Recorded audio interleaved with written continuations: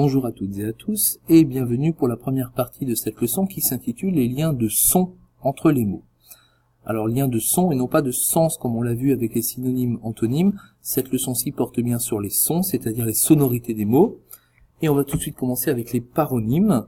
Alors, comme leur nom l'indique avec le préfixe paro qu'on retrouve dans parodie, les paronymes sont des mots qui se ressemblent. Tout comme la parodie consiste à imiter quelqu'un, et bien là on pourrait dire que ce sont des mots qui s'imitent l'un l'autre. Et cette imitation, cette ressemblance est telle qu'on pourrait les confondre. Donc attention, les paronymes sont des mots qui se ressemblent vraiment beaucoup, à tel point qu'on pourrait les confondre.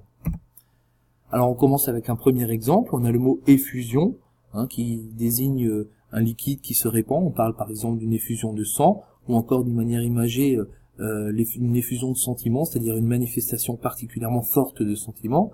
Et ce mot effusion, il ne faut pas le confondre avec le mot infusion qu'on utilise pour le thé ou la tisane. Deuxième exemple, le mot conjoncture, qui est un synonyme de contexte. Donc on parle par exemple de la conjoncture économique, qu'il ne faut pas confondre avec le mot conjecture, qui désigne une supposition, notamment dans le domaine scientifique. Et on a des exemples de paronymes beaucoup plus classiques et plus simples, avec les mots coussin et cousin, poisson et poison, dessert et désert. Voilà. Fin de la première partie de cette leçon, très simple. Donc vous pouvez cliquer sur pause et recopier cette partie de la leçon sur une nouvelle page. Et à bientôt pour la suite. Au revoir.